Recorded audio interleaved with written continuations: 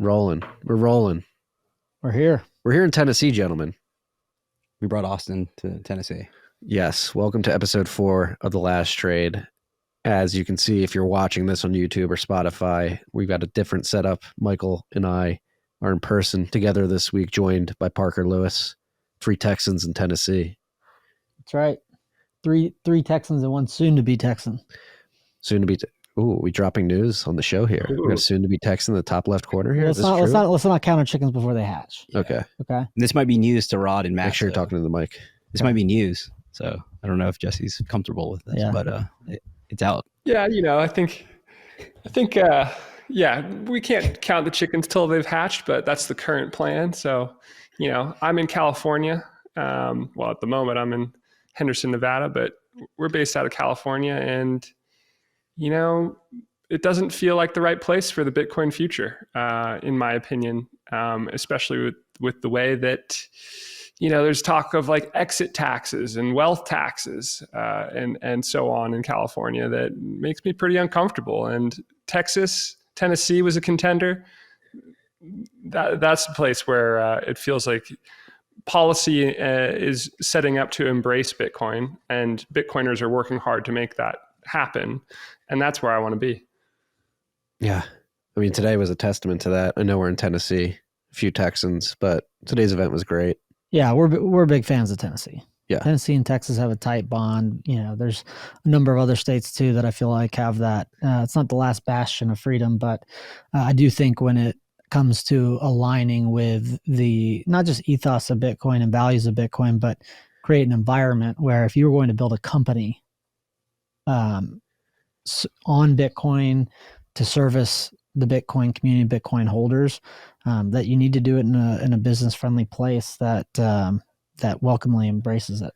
Well, this is a great first topic to begin with that we don't even have on the list, but this idea of the balkanization of the United States to a certain degree, with states leading the way. Obviously, Texas, Tennessee are 2 of the states that are more forward-leaning in terms of protection of property rights, low taxes, and open for business. Jesse in California is leaving because you see the opposite of that happening. They're becoming more restrictive, really creating policy that is pushing businesses away. That's one thing we do have on the list, is the vacancy rates of commercial real estate in San Francisco, particularly hitting really high levels. But I guess just to toss it up to the group, we'll start with Jesse so that we're not hogging the mic on this side in the studio here.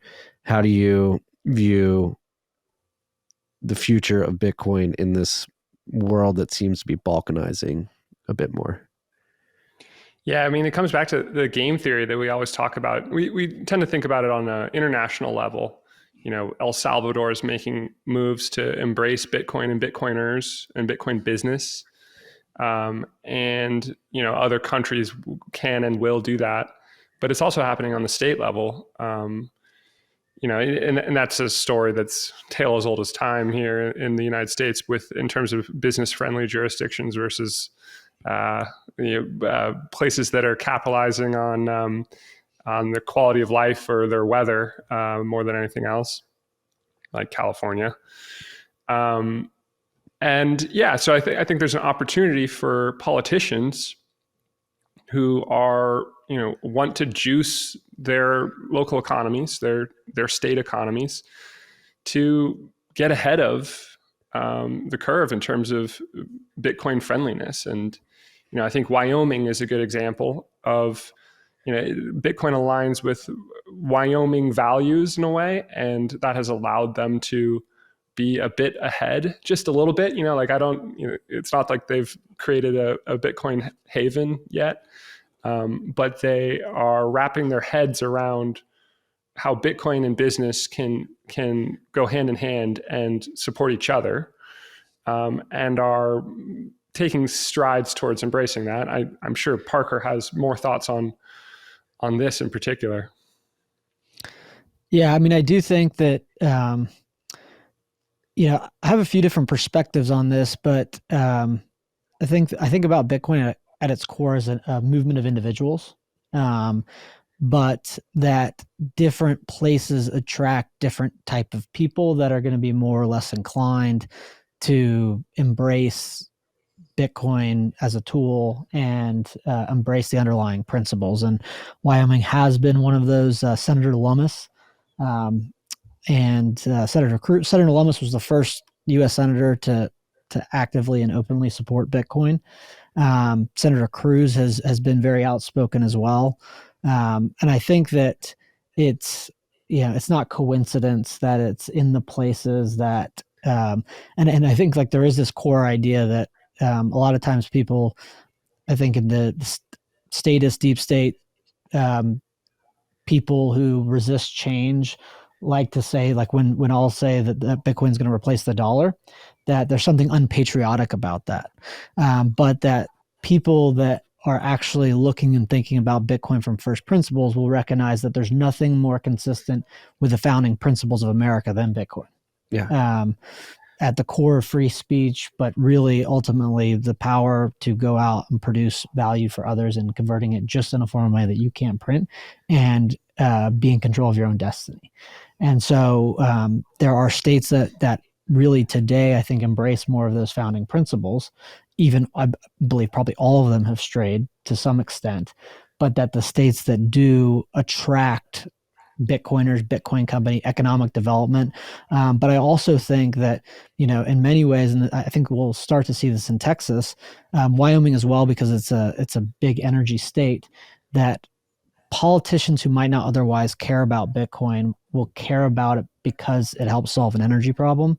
And so those states that are net exporters of energy will, and it's also generally not a coincidence that those states are more, kind of principled around private property and economic development, that there will be a kind of accelerating movement to support Bitcoin. Kind of in Texas, we had a near miss where there was going to be some legislation that kind of restricted how miners could participate in ancillary services. But ultimately, there's the greatest long-term alignment, and it's a combination of personal freedom, property rights, and ultimately energy.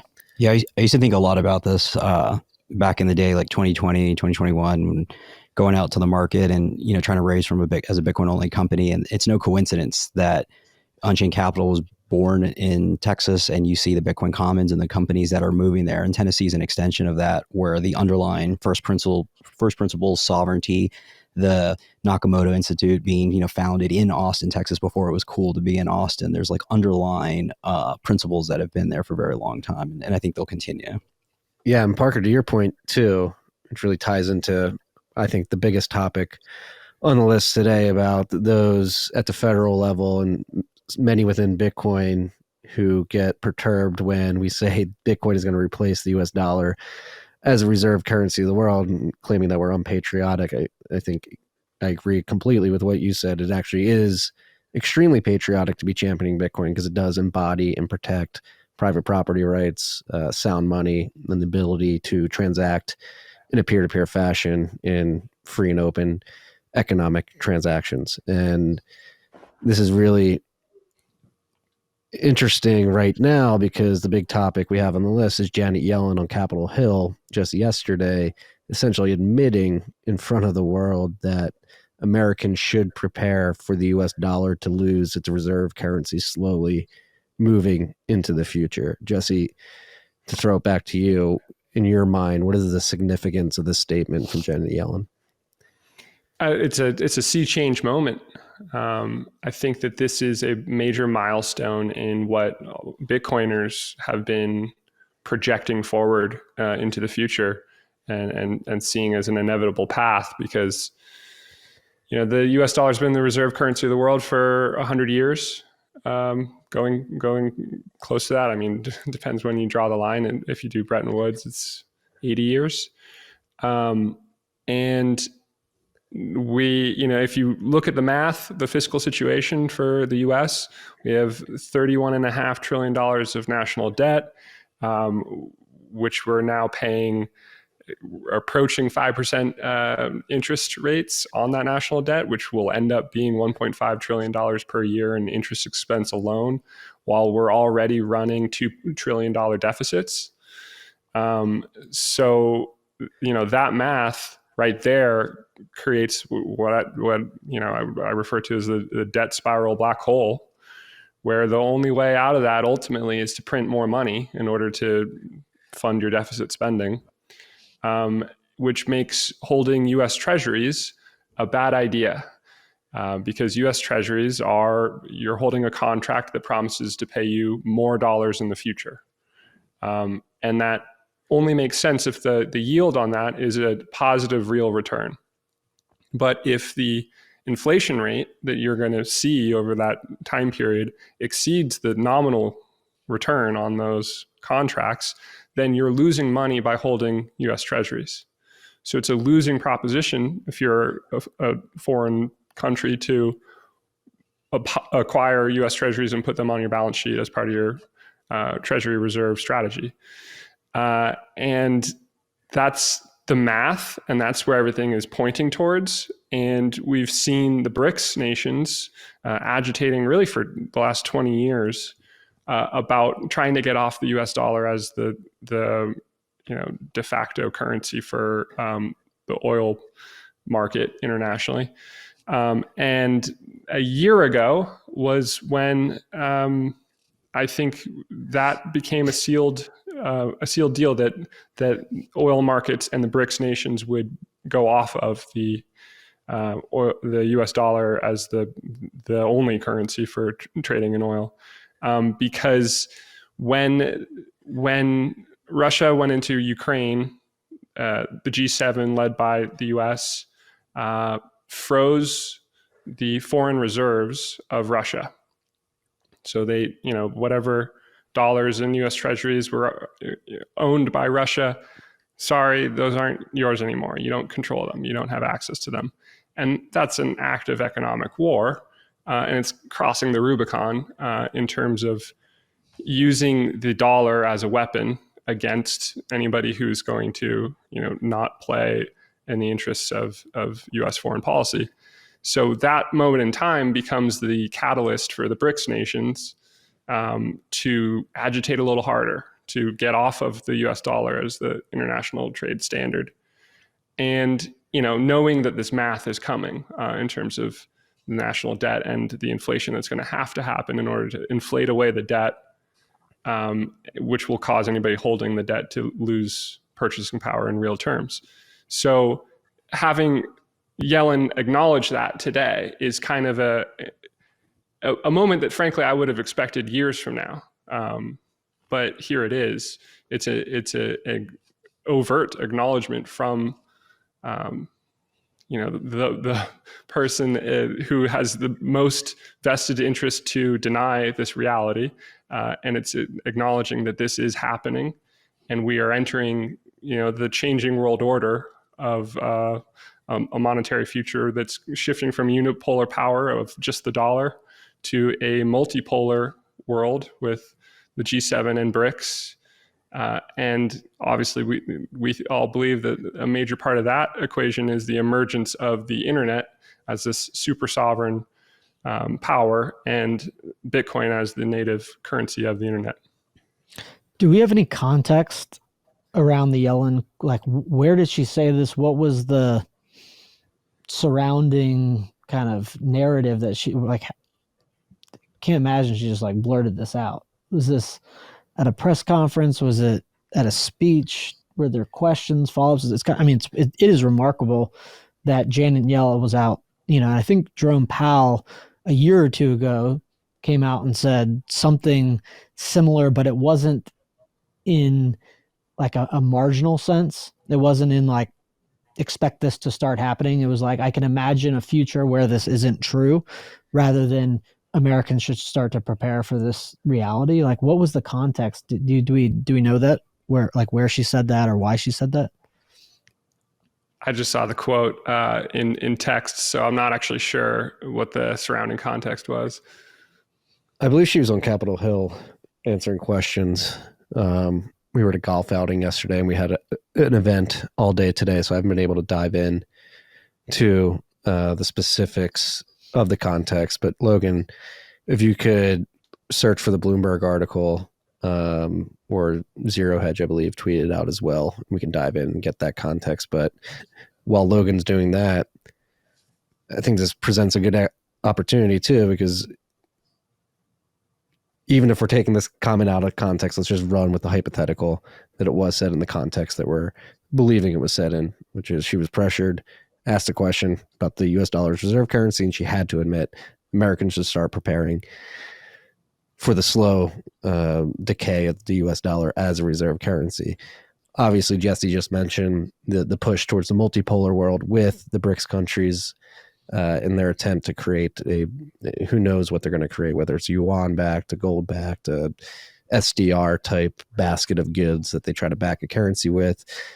How do we incept in the minds of American politicians and policymakers that, hey, it's actually a pretty responsible thing for you to recognize this, or maybe it's not responsible if it's all a big con game and you should put on a facade of strength, even if it isn't there, but a recognition that this is the reality.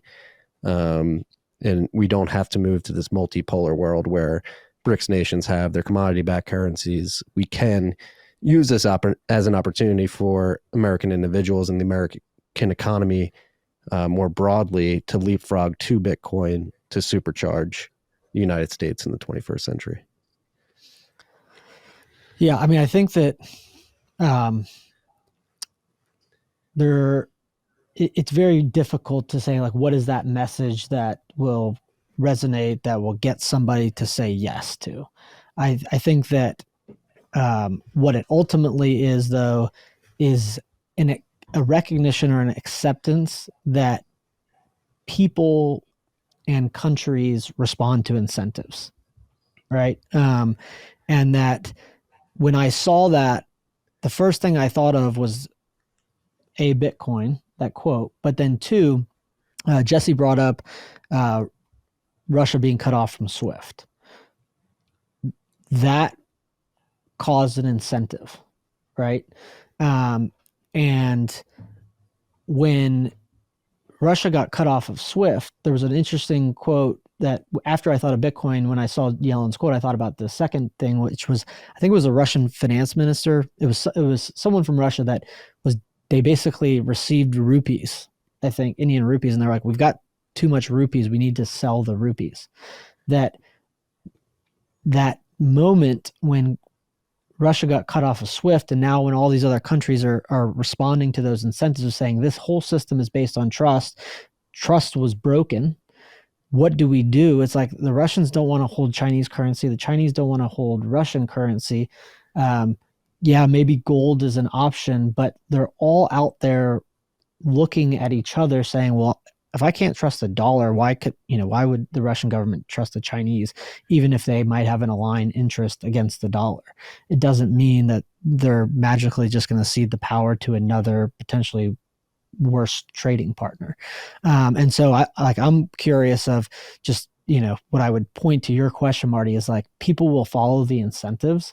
And what I'm most curious about is like, do they actually go to something as an intermediate, or do they go straight to Bitcoin? Do they start evaluating just kind of like Saylor did, where he was like saying, I had a problem and I went from A to B to C to D to E to F, looking at everything I could possibly shift to as a solution, because their first instinct might be, oh, I need a yuan backed currency. But if the Chinese recognize that the Russians won't accept that, and the Russians accept that the Chinese won't, do they just all go to Bitcoin? Yeah. So this is, I'm glad we went here, because I was hoping we'd get you positive, and everybody, but you specifically, on like, how does this happen? Because I think we all agree it's emergent. It's not necessarily going to be politicians telling you to use this or we should use this. There's going to be a function of, we have to coordinate economic activity, and as the dollar's going, and there's going to be some exit valve, because at the end of the day, we all know, we talk about going to Cooper's or wherever, it doesn't make sense. Like, the price of goods keep going up, the cost of living or the amount of dollars people are making are staying the same, if not going.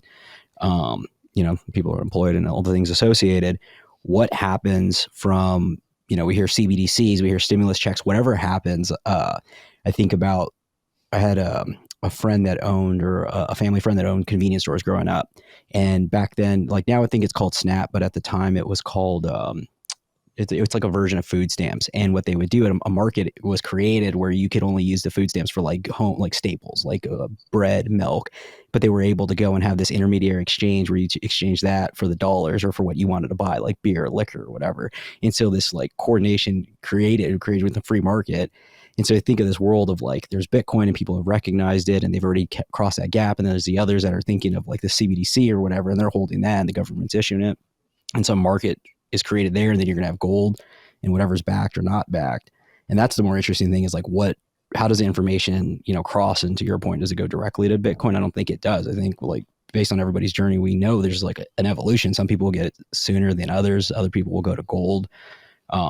Recently there was some like legislation with like a gold back currency in Texas. And I don't know exactly, but it seems like it's getting further along. You might know about this, but one of the things that I found the most interesting was there was a bunch of comments as part of that of Texans saying, and I think there's something also in Tennessee going on where they don't know Bitcoin, they haven't heard it, it's so foreign, it's hard, but they do understand like sound money and that the government's printing and that things aren't making sense and they want to go back to that form. And so it's like, how do we cross that and not have to jump to that? I don't think we can. I think we just have to be able to tighten it as much as possible. And that's like what a pod like this is also about, is like, how do we kind of, this isn't necessarily meant for the Bitcoiner. It's meant for the Bitcoiner to share with their friend. That's like, hey, you should listen to this. And you're thinking about it. There's a problem. Yeah. No, that's something, Parker, you talk about a lot. We talk about a lot when we're discussing this, is how do we, Michael mentioned it, get the gas station owner to accept Bitcoin, get the rancher to accept Bitcoin. Like, I think for the audience who's uninitiated with your point of view on this, like, it's going to take a lot of hard work, but what do we need to do to get that circular economy, to get Bitcoin like into the hands of more people? Yeah, I'll answer that first on Michael's point. I think that,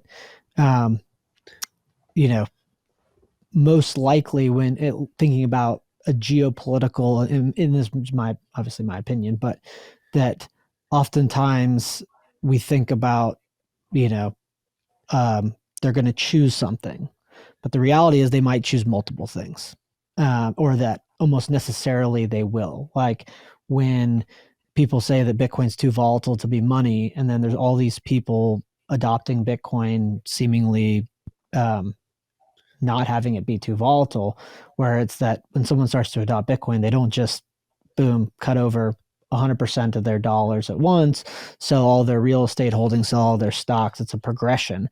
And that, I think that same thing will almost necessarily have to translate to the geopolitical or country level, where it is they got to trade with the Chinese and they've got to trade with the Russians and the and in India, and they need oil and they're going to need dollars, but that one major country is going to go first, and that is going to, just like, and again, I think a country that's a massive exporter of energy would have a much larger effect than, say, in El Salvador. Like El Salvador was a precedent setter, but if you are Russia and you are an exporter of energy, or if you're Saudi Arabia and you're an exporter of energy, or you're China and an exporter of a lot of everything else, that it's going to cause a much more logical knock-on effect, because a China or Russia could use a CBDC and control their local populations and dictate that trade occur in their local jurisdiction. But this is about cross-border final settlement of massive trade balances. And so I think that when that happens, it's not all of a sudden, it's probably a combination of, I'm still using dollars, you're going to have some yuan, I'm going to have some rubles, and one of them is going to be mining Bitcoin, probably all of them. And then, it's all just, after the fact, who are we going to find out about it first? So I think that that's probably the progression. And then I think on Marty's point of like, how do we, kind of, I hate the term circular economy, but the way I think about it in a logical order is, somebody has to first understand why Bitcoin will hold its value over time before they're willing to sell their goods and services directly for that thing. If you do not have any context. And so it's like, it always starts with education. But I think the point that you might be alluding to is that food, money, energy are the most basic necessities. Everything else is a derivative. And that one of the things that we're observing as interest rates are rising, because it kind of comes into the whole context of the conversation, is the things that continue to get more expensive are the things that have to be produced on a marginal basis, right? Like, if you think about the whole oil and gas supply chain, there's constantly oil coming out of the ground and it's getting to market just in time. When you're thinking about perishable food on the grocery shelves, like, that's a just-in-time delivery mechanism. Things like real estate might come down because they're jacking up interest rates, but it doesn't make producing food and energy any easier. But I also think that those goods are most tied to, or like probably most tied to hard labor. Like, it requires not only a lot of technology, but a lot of grit to produce oil. Same thing with food. And that there is something that I think becomes easier for them to the producers, the real producers, to understand. Like, when I talked about countries responding to incentives, an individual cannot work 8 hours in a day or 40 hours in a week or 60 hours in a week and get paid in something that they can print out of nothing. And people that produce real hard value tend to get that faster, in my experience, than finance professionals, although Jesse and I both come from that traditional world, so we were able to figure it out. So others will too. But I do think that because those money, food, and energy form the building blocks, and every other good is a derivative output of those, that if education is the key, at least in terms of our time and energy on a one-to-one basis or point-to-point, it's like, that's critical. Like, protect the most important.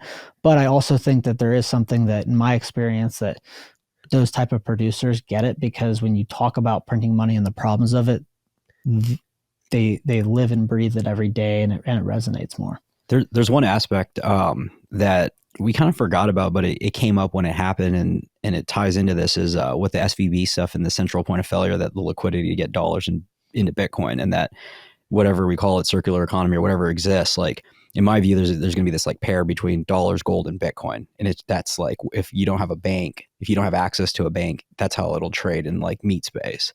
And so I think this ties into all of that. It's like that has to start forming, whether it's companies or we talk about like the food stamps, like, there needs to be this way, because the reality is, like, the banks there's counterparty risk, whether it's the dollar or the CBDC, and you're going to want money that you can hold, or gold or the dollars. And like that, I feel like will be a function of this. And the sooner we can get ahead of it and create that, gives us that soft landing, versus everything going tits up. And then you're just like, don't have money in your bank, because that's the reality of the situation right now. Yeah. Go ahead, Jesse. And I think so. We're sort of talking around like the reality of money having, incredible network effects and a Schelling point phenomenon to it, because the best money wins. Like, if you're a producer and you're looking for the right place to store your value because you've created a surplus and you want to preserve that, you want the best savings vehicle, the best savings technology. If you're an individual who is trying to figure out how to navigate a time of change and high inflation, you're going to try to figure out, okay, what do I trust? Like, what can I store my value in? And when it comes to the BRICS nations trying to feel each other out of like, okay, should we do this based on gold? Should we do it in oil? What kind of, terms can we agree on? What kind of neutral reserve asset can we use to settle trade in? It's whichever one they can control and own and rely on to not be messed with. And gold has been that, but obviously we know that Bitcoin has that and more, because the gold has its Achilles heels in terms of its centralization because of its physicality, and Bitcoin doesn't have that problem. And obviously Bitcoin can be connected to the internet, whereas gold has to sit in a vault and then be connected clunkily, and then you're trusting that connection to the internet based on some third party, or in the BRICS case, the word of the CCP. Are you going to trust that and conduct trade based on promissory notes for gold held in a vault controlled by the CCP, or are you going to eventually opt for a greater portion of trade being conducted in Bitcoin instead? And then Parker was talking earlier about how, like an energy net producer is more likely to get it quicker or see the connection here. And Russia's already doing that. Like there are indications, Marty, you probably know more about this than any of us, about Russia starting to mine Bitcoin. We think secretly, quietly, using their excess oil and gas or stranded oil and gas production to turn that into money via Bitcoin. And then you have it on your balance sheet, and then you start to appreciate its qualities, its what it's adding to your treasury reserve strategy, just by existing in the properties it's bringing to the table. And then that educational process, that becoming more comfortable with this asset process that individuals and countries have to go through in order to, fully embrace Bitcoin. Russia's in the early stages of that. They're probably ahead of, every other major economy in the world, just because of their position being cut off from SWIFT and being a major oil and gas producer, who, Marty, you should tell us what you know about this, but my understanding is they are most likely engaging in some sort of Bitcoin mining at a state level at this point. Yeah, it's a very poorly kept secret in the industry. For context, anybody listening to this, I'm pretty heavily involved in the mining industry. I sit on the board of Cathedra and the co-founder of Standard Bitcoin, where we mine Bitcoin here. And we have really good relationships with the ASIC manufacturers and the brokers that sell their machines. And it's, again, pretty poorly kept secret that the brokers are openly saying that, yeah, we're doing more business in Russia these days than the US. And that sort of set a floor on the pricing for ASICs. And even beyond that, when the sanctions hit in 2021 or 2022, early last year, Russia essentially seized a bunch of mining assets that were owned by American companies, Compass, most famously with their partnership with Bit River over in Russia. That was a hosting facility. And so the state confiscated those miners that were owned by Americans, and it is presumed that they're mining Bitcoin with it. And then on top of that, there was a publicly announced partnership between the Gazprom and Bit River, and Gazprom's essentially like a state-owned energy producer. I guess there's like a thin veneer of privatization there, but I think we can assume that it's the state's heavily involved with Gazprom. Gazprom and Bit River engaged in a partnership to do more mining. So yes, I think it's very. You can assume that Russia is mining Bitcoin. Add Venezuela to that list. There's rumors of Iran, obviously, with the disclosures that were brought forth with the bankruptcy proceedings from Celsius and BlockFi. We learned that the Kingdom of Bhutan up in the Himalayas is mining Bitcoin, has been for 3 years. Throw El Salvador in the mix. So at the macro level, you have these nations, energy-rich nations, Russia with gas, Kingdom of Bhutan with hydroelectric, El Salvador with geothermal, Venezuela with oil and gas as well.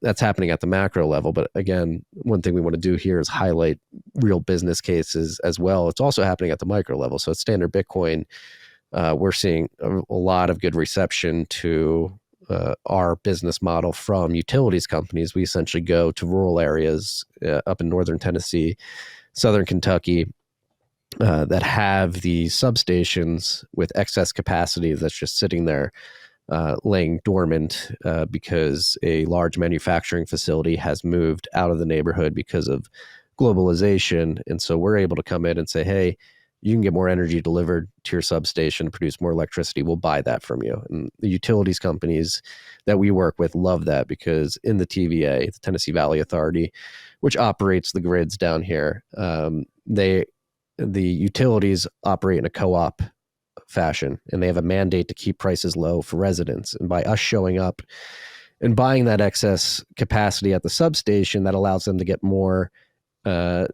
energy from the TVA, which allows them to get better bulk pricing. So they get lower pricing on that energy. We're providing them more revenue on the back end, and then they're also able to stay true to their mandate to keep prices low for ratepayers in their local communities. So it's a win-win-win for everybody. We get low electricity costs as miners. The co-op is being as efficient as possible with the substation it has in its county or city or town. And then the ratepayers, the residential consumers, are paying less for their electricity.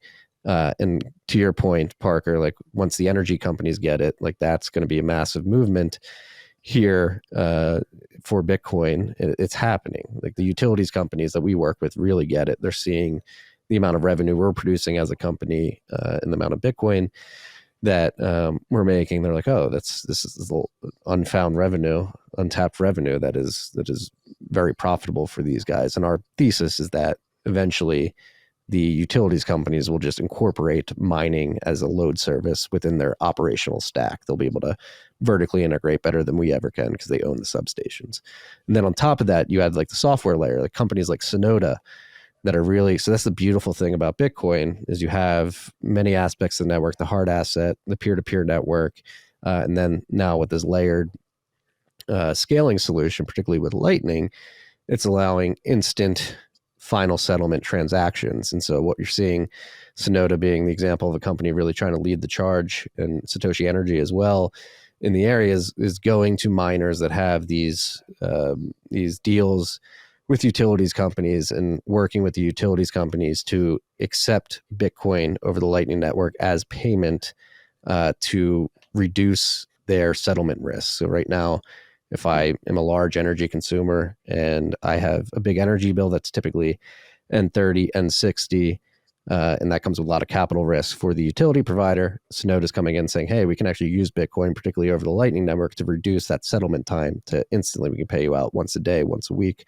once a month, instantly. You don't have to wait for wires to settle or anything like that. And the beauty of their solution is that the utility at first does not have to actually accept Bitcoin. You use the Lightning Network, similar to how Strike does it, to initiate a final settlement payment, and then the utility can just convert that to dollars and hold those dollars in their account. But the thought is over time, again, when they see the success of the mining companies and the success of Bitcoin, they'll make the intentional decision to start taking a percentage of those payments in Bitcoin. You'll pay over the Lightning Network, and instead of converting 100% of that Bitcoin to dollars, you'll move it up to 10%, then 20%. And eventually when we hyper Bitcoinize to 100%. And so that's where we are now. And to Parker's point earlier of like, once we get these core pillars, energy and food, particularly onto a Bitcoin standard, is when we will see Bitcoin sort of pervasive throughout society and the money that most people use. And from what I'm seeing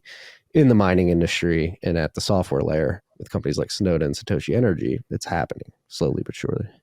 Yeah, one of the things that just made me think of was, so we started this on Yellen and the, saying that the reserve currency status of the US dollar should be expected to decline and prepare for that world. And Logan provided the context. We got an article. It was a House Financial Services Committee. She said that.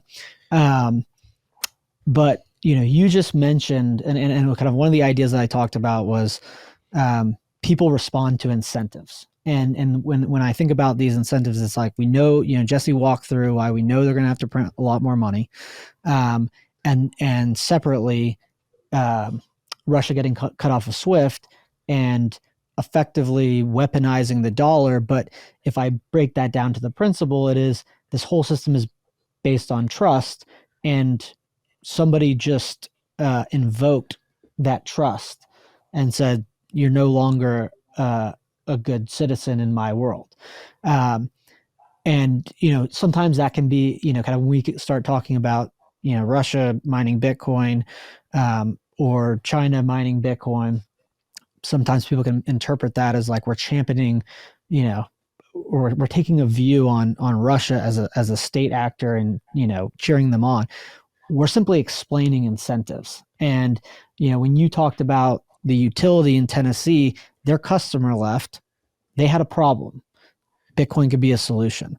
When we talk about, a pipeline blowing up, they no longer have customers.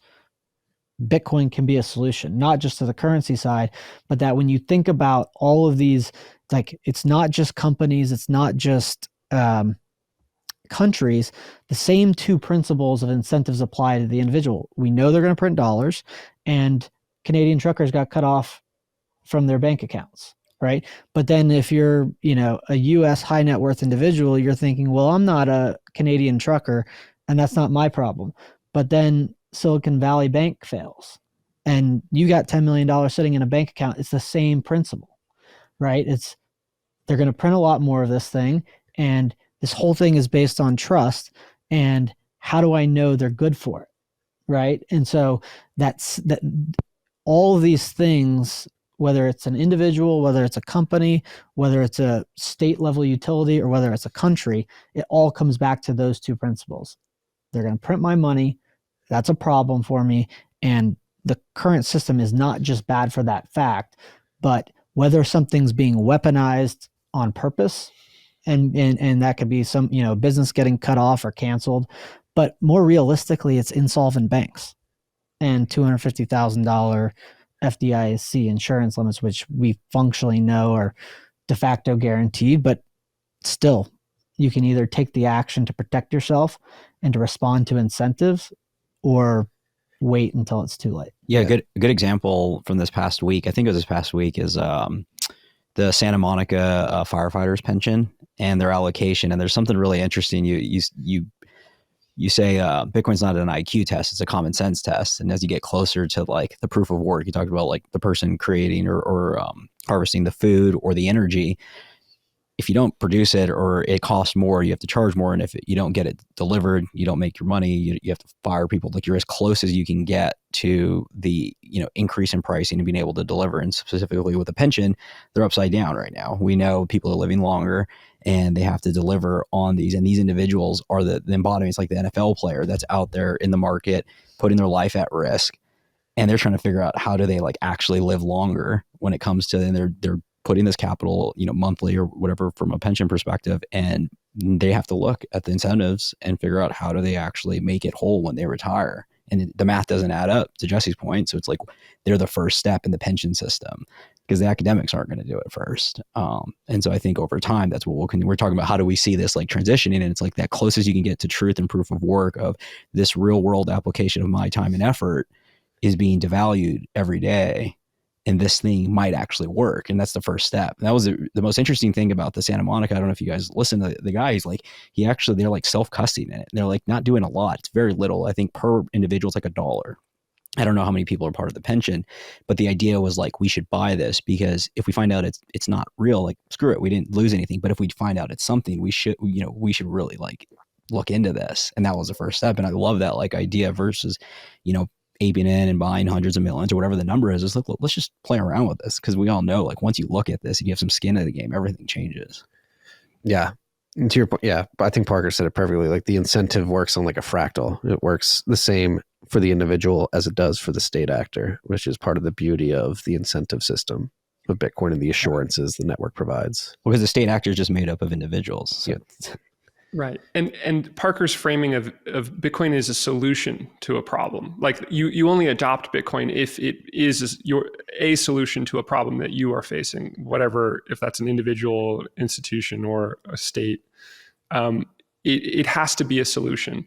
And so it was a solution for Michael Saylor when he realized that he had a melting ice cube on his balance sheet. And it's a solution for a producer who feels uncomfortable with the hard work that they are doing at a physical level, and then they're receiving a piece of paper that somebody else can print, and they don't like that it can be a solution for that.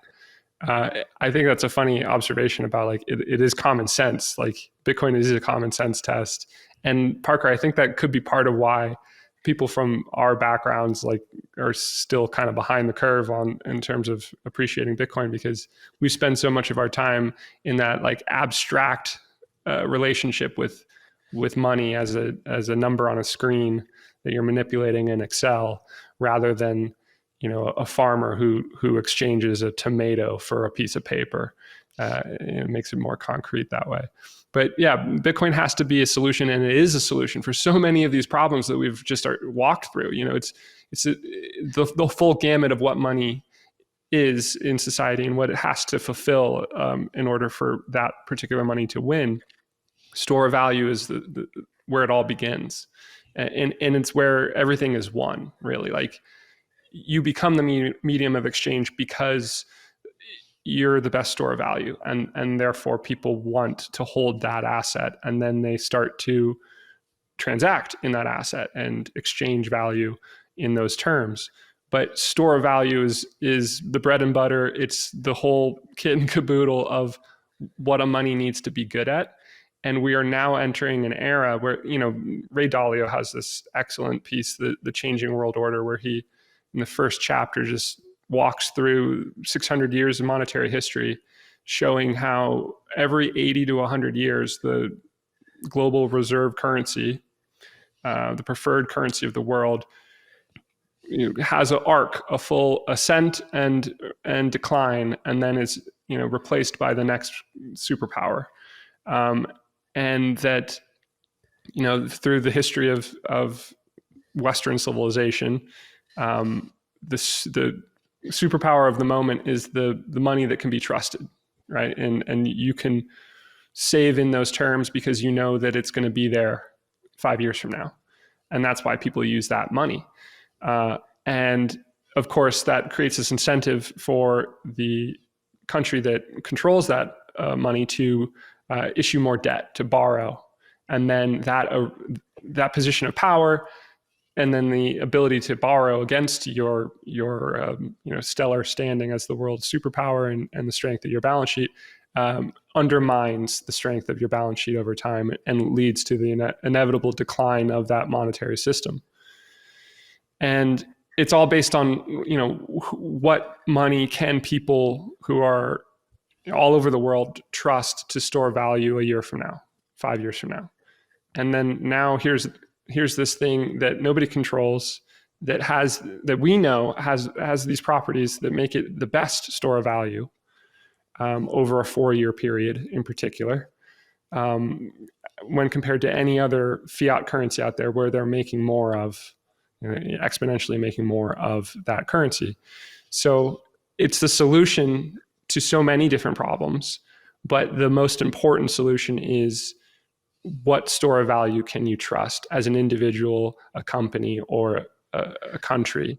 And I think Parker's right that it'll be a part of the mix during this period of change. Maybe it's a decade or two, as people start to realize, this Bitcoin thing, this 1% of my portfolio has been doing really great, and I'm starting to get really comfortable with it, and I love that nobody can take it from me.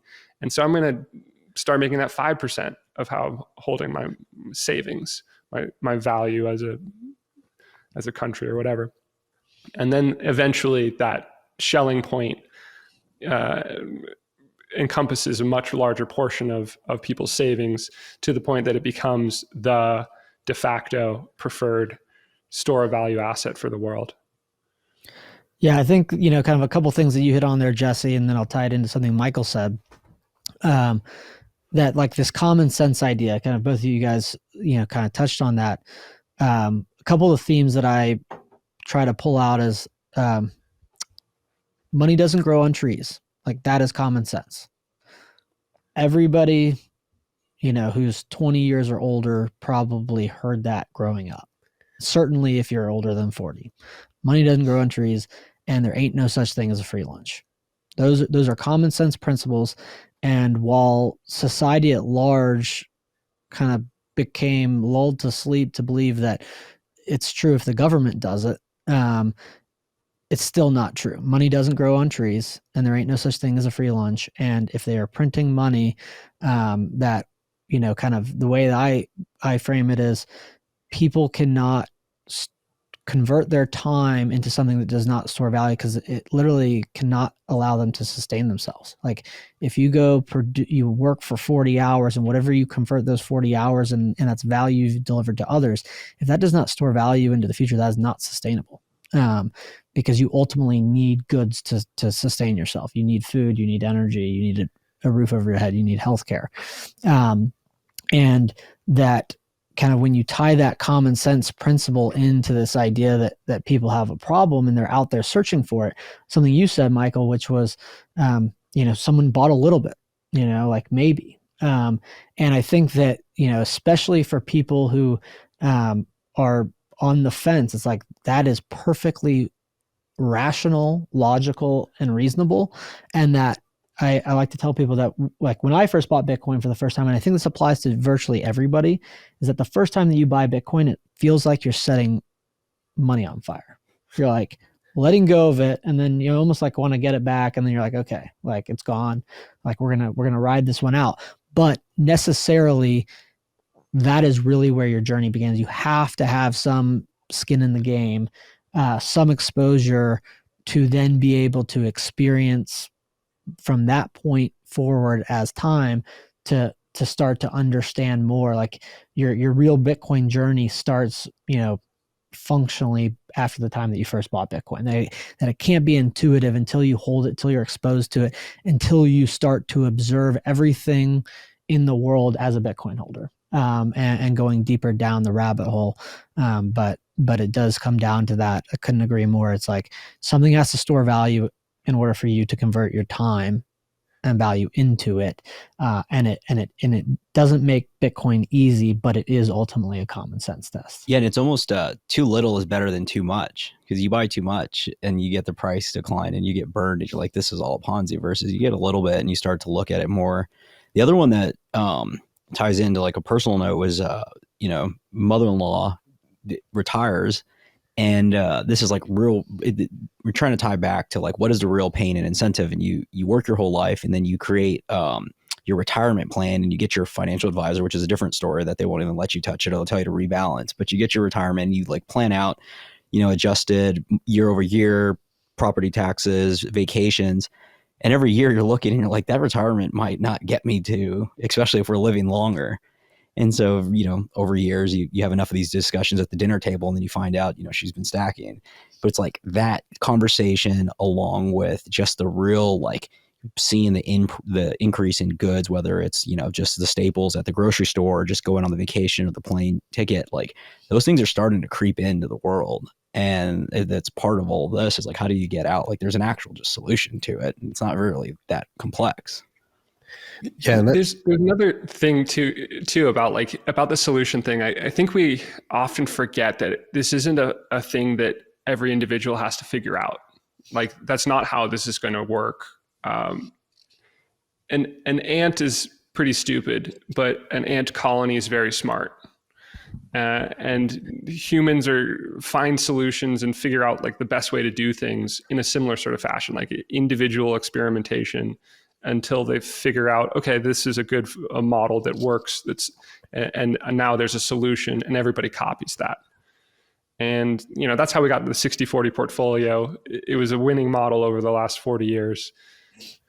People are experimenting now with like, okay, what's the solution to this moment in time? We Bitcoiners think we have a solution, and every halving that comes and every bull market that happens, we get proven more and more right.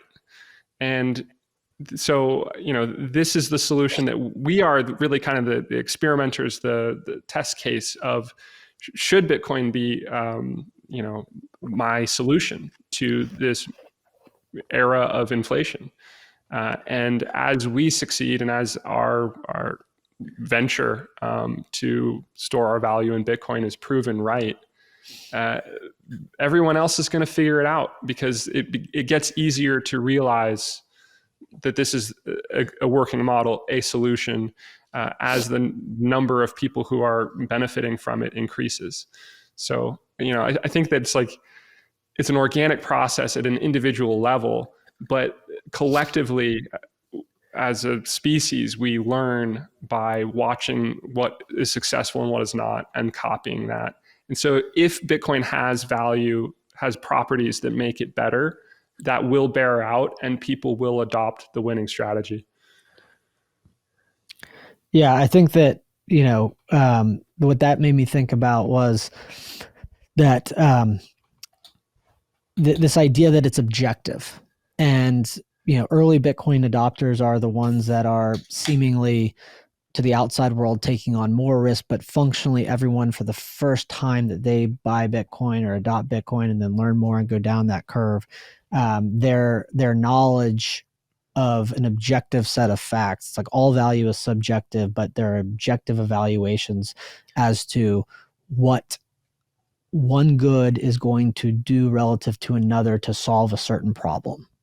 So money solves a different problem than oil. And so if I'm looking at two things and saying, is this going to be a better form of money? They're an objective set of facts that will ultimately lead people consciously or subconsciously to the right answer. And I think the name of the podcast is so great, The Last Trade, that you guys came up with, because it's like when you figure it out, and you do not figure it out the first time you buy Bitcoin, you figure it out T plus 1, 2, 3, 4, years down the road. You functionally, you're like, I'm never selling, and I like to say there's people who buy Bitcoin to get more dollars. And then there's people who are accumulating Bitcoin because they know they're going to need it to get food and gas. Now, all of those people who figured that out didn't figure it out, or I don't want to say never, but let's just anchor to a very rare human that they figured the whole thing out. And I think it's probably practically impossible. You actually have to own Bitcoin before it can become intuitive. That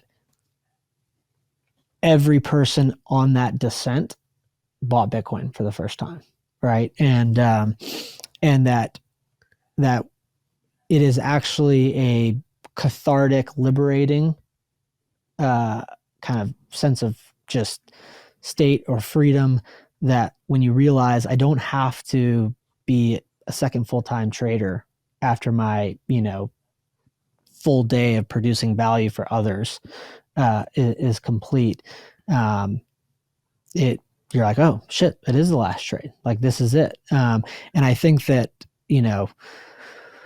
what Jesse was explaining of kind of like you kind of thinking about this progression, it's like, I can't conceive of, when 5% of the world figures this out, if we anchor to the fact that those people will have access to more knowledge than the other 95%, and they will have wealth to store, that it's going to drag everybody else along. And I raise that point because it's like the telephone. A lot of people are going to have to consciously consider Bitcoin. Those are the people that are going to benefit the most. Those are the people that are most active and not, reactive to everybody else's move. But just like the telephone, you can pick up the phone and talk to somebody across the world, and it's magic, and you don't need to know how that works. You're just going to observe, well, this thing's storing its value and everything else isn't. I can use it without understanding it. Everyone who's adopting Bitcoin today generally has to consciously consider these things, but the vast majority of people in the world who adopt Bitcoin will not, because it will be done. It will be complete. And everyone else's hands will, I don't want to say forced, but money is consensus. You have to have the form of money that I'm willing to accept, and I got to be able to sell goods for the form of money that I demand in the market.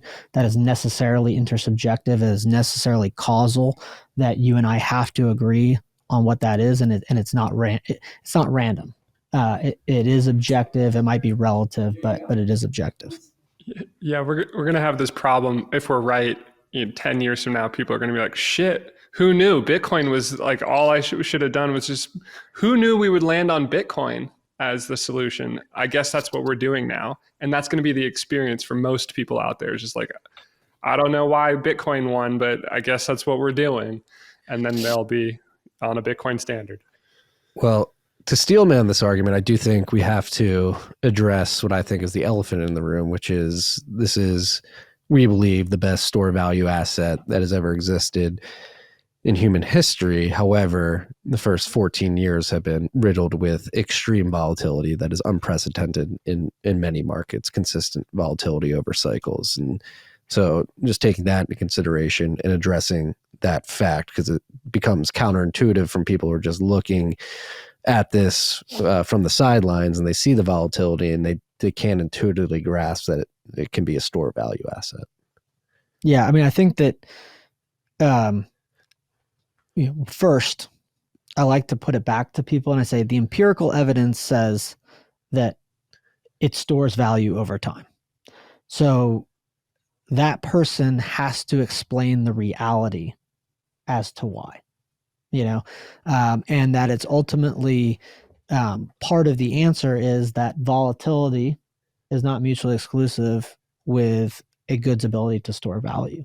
And that another way that I like to relate it to people is not assume, but let's just take an illustrative example that the entire world is going to adopt Bitcoin. Let's say a maximum of 1% of people have any material exposure to Bitcoin. And I would define materiality as 5 to 10% as their savings. That's not people have $20 on Coinbase. So you might see there's 100 million people or 200 million people, but we're talking like 5 to 10% of their savings. And of those people, an even smaller percentage, I would say, get it. Like really that it's intuitive to it. So 1%, let's just use that as an illustrative example. If Bitcoin adoption is going to go up by 10x, that means that 9 out of every 10 people who now own Bitcoin are pricing it for the first time. And you've priced gas every week probably for your entire life. And here you are pricing something for the first time. So when I talk about that, first time you buy Bitcoin, it feels like you're lighting money on fire, almost necessarily. That's also the first time you're pricing Bitcoin.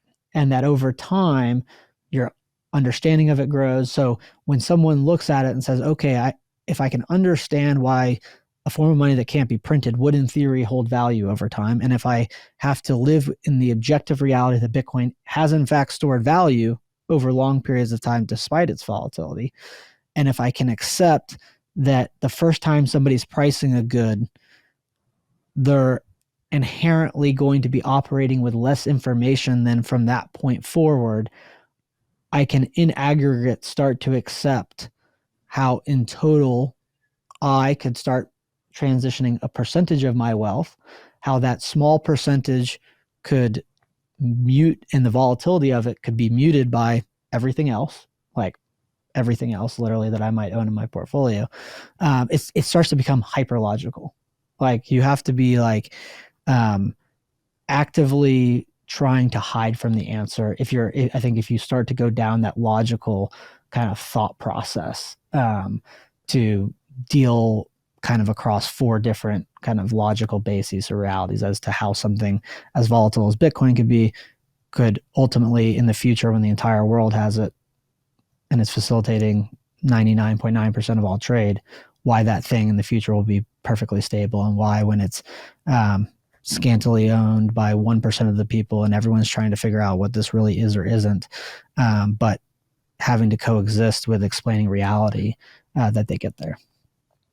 Yeah, I think it's also like, to your point of playing the steel man, there's an insidious part of like the inflation of the dollar that like it's very slow in how it erodes its value. And so it's just, before it's obviously accelerating, but that recognition, especially if it's been your, currency or your unit of account your whole life. And I always anchor back to, I don't know why, but like COVID, it's like that could have never happened until it did. It's like the dollar could never not be a dollar until it is. And like, I always feel like, well, if that happened, like, why is it such a big leap? Like those two things are so drastic. And like, you think about being locked down and just being stuck somewhere or not. There's just something about that unlock that everybody thinks, especially when you talk to somebody in the United States, it's like the dollar, like you're insane.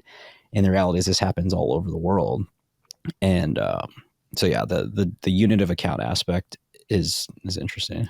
Yeah. And the point that you brought up there too is, because it's the idea. I wrote an article called "Bitcoin is not a hedge."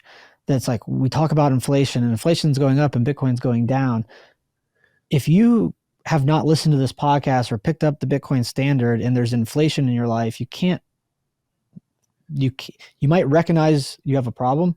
you can't understand that Bitcoin is part of the solution. And so the path by which people come to understand that Bitcoin is a solution and to find the signal is not something that you just, it's got to find you, or you have to find it. If you've never heard about Bitcoin and you're experiencing hyperinflation in Argentina, Bitcoin can't be a solution to you. Now, over time, more people do hear about it, more people do ultimately adopt it. And that's the other reality, which is a question that people who have that challenge that you were steel manning. It is, if you accept that adoption is increasing, why the reframing of the question is, why does Bitcoin's volatility not prevent adoption? Because it's not just a rhetorical question. There are answers to it. It's the other side of the same coin. But they have to accept, well, it is 14 years. People do seem to be increasingly adopting it. Yeah. Why is that? Why does the volatility not prevent adoption? Yeah, and on top of that, why does volatility not prevent adoption? And also, why does volatility decreasing over time? The peak to bottom drawdowns for every major cycle we've had has decreased. I think the first major bear market for Bitcoin was like a 91% drawdown. And then I forget the exact numbers, but 85, 81, and I think we just had like a 78% bear market drawdown. So you extrapolate that forward, like at what point in time are you comfortable with that level of volatility? Like at what point in time is that okay for you? Is it 20% drawdowns over a year? Is that a sufficient level of stability for you to adopt it? Because that's where we're headed. And you can use this currency when it gets there as a stable part of your savings or treasury. Or you can ask the questions that Parker is asking about, like, okay, so volatility isn't stopping adoption, and people who are willing to tolerate the volatility, because they include it as a small portion of their portfolio and everything else mutes that volatility, those people are seeing massive gains over a 4+ year time frame. So at what point does it become something that you're willing to touch? Do you want to ride the volatility, knowing that volatility is decreasing over time, and start early and see massive appreciation of that part of your portfolio? Or, perfectly reasonable, you can wait and, in 10, 20 years, whatever it is, when the volatility is under your threshold and negligible, really, then you can adopt it. So it's up to everybody, and everybody has their own barometer about like what they are willing to accept. And I think that volatility is an excuse. Like, people don't adopt Bitcoin because of the volatility, so they claim. When I think that if they spun it around a different way and thought about it as, am I willing to accept volatility if I get a 4x return over a 4-year period? Most people would say, yes, I'm willing to take that proposition. So then it's not really that volatility is too uncomfortable. It's that they are actually afraid that volatility doesn't go up because they haven't learned enough, that it doesn't bottom at some point, and they're uncomfortable with the staying power of Bitcoin. So yeah, actually, however you cut it. Actually, I just thought about this the other day. I reject like the framing of Bitcoin's not or Bitcoin, like the individuals that said Bitcoin isn't a hedge against inflation. I know why you wrote the article, because you were talking to people as the price was going to 65K and then it went to 25 and they printed more money, and then they're like, well, what happened? But I have this benchmark of March 2020 when everything fell out. And that's been in my mind of like every return, because that's when that was the only time I really pleaded with individuals and like family, like, you need to buy, because we knew what was coming after they locked everybody down and everything crashed. And when you go back and look at like all assets, even the best stocks are like maybe 2 to 3x at best. Bitcoin's still like 8 times what the bottom was when everything fell in 2020. And that's a perfect hedge against inflation. They printed the money. Yeah. I get it, but my point is, No, I know your point, but I just well, I still just want like to people clarify for don't. the audience of Yeah. like kind of like the idea of like the Bitcoin is not a hedge. I frame it as Bitcoin's the solution to inflation because it permanently eliminates the ability to print money, and that if you do not get to the point that that is the signal, it cannot be a hedge for you. Like, because you either know or you don't. And if you know, then you're like, oh, this is it, you know? And that doesn't mean that somebody gets that point perspective of Bitcoin being intuitive and the solution to inflation overnight. But it's like, I don't know if the right term is barbell. It's one of those extremes. Either you don't have the knowledge and it's like this ether nothingness. How could it hedge inflation, you know? Or you've figured out why people are adopting it, why the volatility is not preventing it. And, you know, even in that kind of, you know, because I do agree, it's like, you know, people have to pay attention to this over time and they have to kind of observe, you know, how different assets respond at different benchmarks. And that March 12th kind of educated a lot of people about kind of either side of that. But that, you know, people look to different goods as hedges. They look to real estate as a hedge because some, you know, rents are going to go up and I'm going to earn more dollars. But it does come, you know, it's like Bitcoin, you know, it's one thing we haven't talked about. I know Jesse talks about this quite a bit, but this idea of correlation, that's like ultimately, and even to your point, why Bitcoin from that 8 to 4 has outperformed everything else. So it has functionally been a great hedge to inflation. Is it's the only thing that is ultimately uncorrelated to the dollar because it's the only thing competing with the dollar. And that is the distinction that I was trying to make. It's like nothing else is actually competing with the dollar in a credible way for the future of money. I'm someone, and I recognize that there's disagreements, not necessarily attributing this to you guys, but that I don't think gold, like the dollar in my view is like somebody figured out how to print more gold and it's called dollars. And that gold already failed. And the current construction of the dollar system is that evidence of its failure. And that in appearance, gold might be trying to reclaim that, but it's like, nope, the dollar as a technology is what broke that system, and it wasn't ever going to be fixed until something better came along, and that was Bitcoin. So, but on that note, I'm interested in your thought on. I agree completely, and this is something that I've come around to. We had Larry on the pod, not the last pod, but the pod before. Love Larry too. Yeah, Larry's amazing. He's our gold bug. He's our gold bug / Bitcoiner. We like our gold bugs. Yeah, we're philosophically aligned. Yeah, but something that really resonates, like, I don't think like a 65 or 7-year-old needs 100% BTC. I don't know. Right. I don't think anybody theoretically. Well, but the idea of like, well, how do they protect their wealth in retirement, and the idea of this volatility, and let's say they have 30, 40, whatever the number is, what's the other percentage? It's not dollars, right? I think we all agree there. Is it equities? Is it gold? Is it real estate? Like, that's where I see the gold. I'm curious, like, where do you see gold playing? Because at least, you know, I mean, they can't print more gold. Right, but what would you want your grandfather holding? But just like, I mean, this came up before, you know, try settling oil with gold. Like, that's really hard. Try buying anything directly with that good. So functionally, as a ability to facilitate commerce and as a tool, money being a tool to get other things, I don't think that if I was that individual that I would say own gold, because they probably don't understand that either. You know, like I was somebody who personally had to go down the gold rabbit hole to understand why gold was money on my ascent to understanding why Bitcoin was money. Not everyone has to do that. And I think that in practice, most people that decide to go down that journey, they might start to see why gold was money, but they will quickly accelerate to the point of understanding why Bitcoin is going to do that.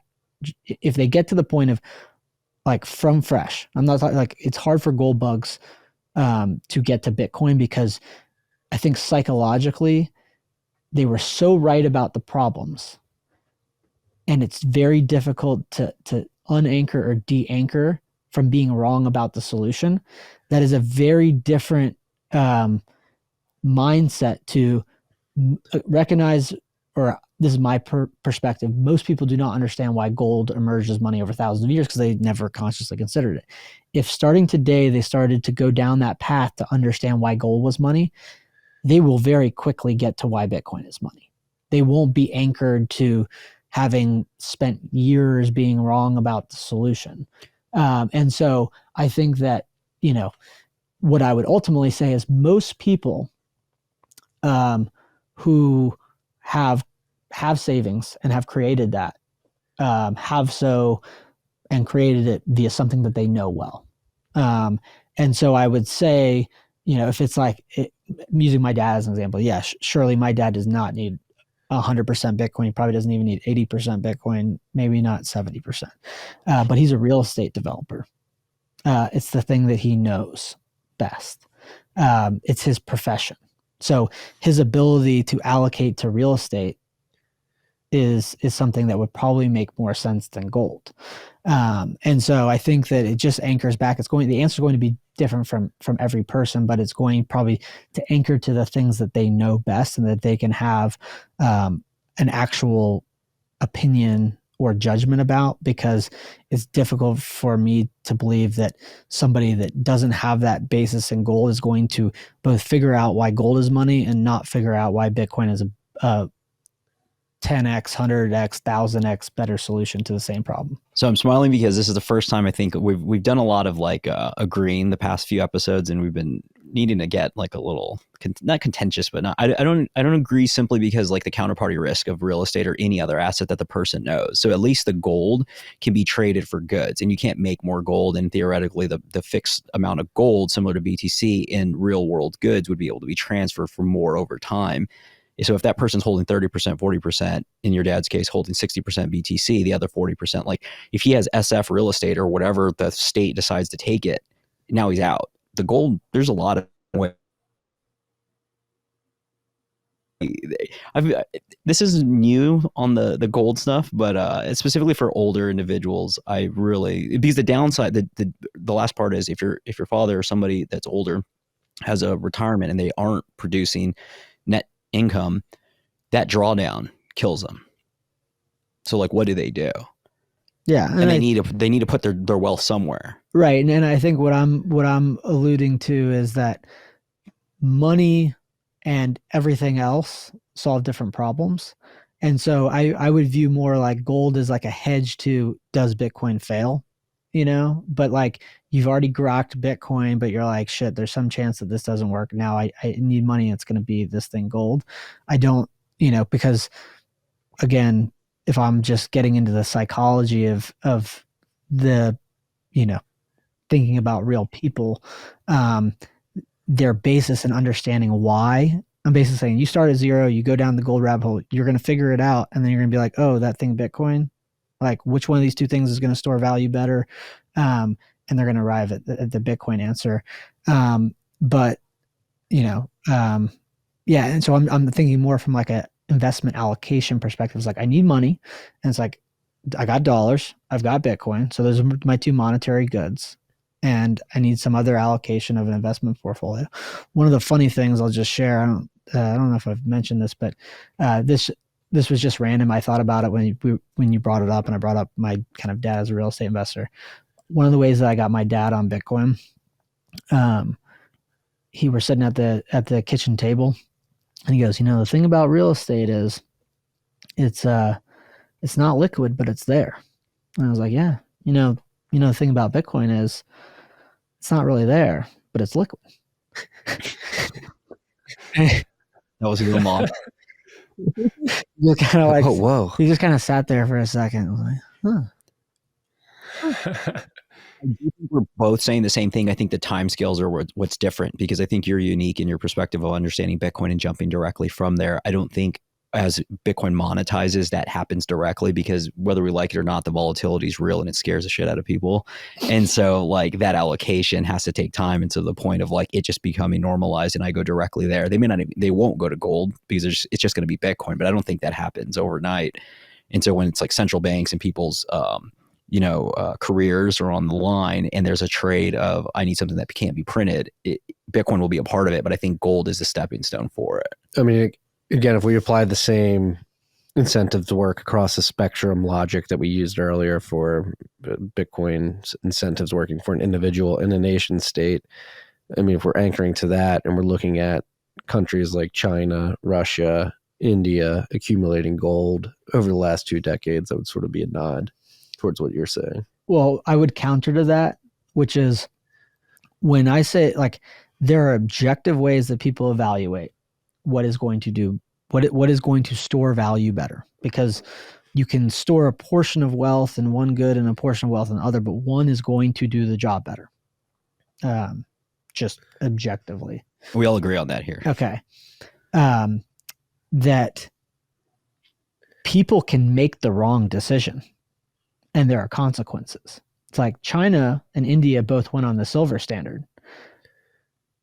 Got wrecked. And got their wealth expropriated. They got a lot less gold than they could have had they chosen right. So I think like there is this other kind of in parallel recognition to when we're talking about Bitcoin being the best form of money, it's like and there being objective truth in the world and an objective set of facts, people can look at the same equation and choose wrong. But then there are consequences. And so, it's like history repeating itself. Yeah. Replace silver with gold. China and India going and accumulating gold.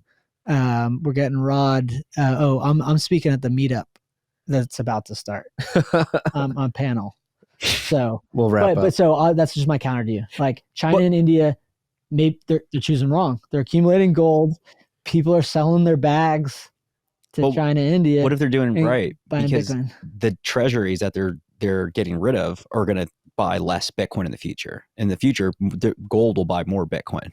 But if they were just converting to Bitcoin right now, if they're converting the gold to Bitcoin 10 years from now, they're going to get a lot less Bitcoin than if they just converted those treasuries to Bitcoin. But they're going to have more than everybody that's holding treasuries today. Yeah, they're doing better than G7 loyalists. Like if you want to go down with that ship, go ahead. But BRICS countries are jumping and they're putting their faith in gold.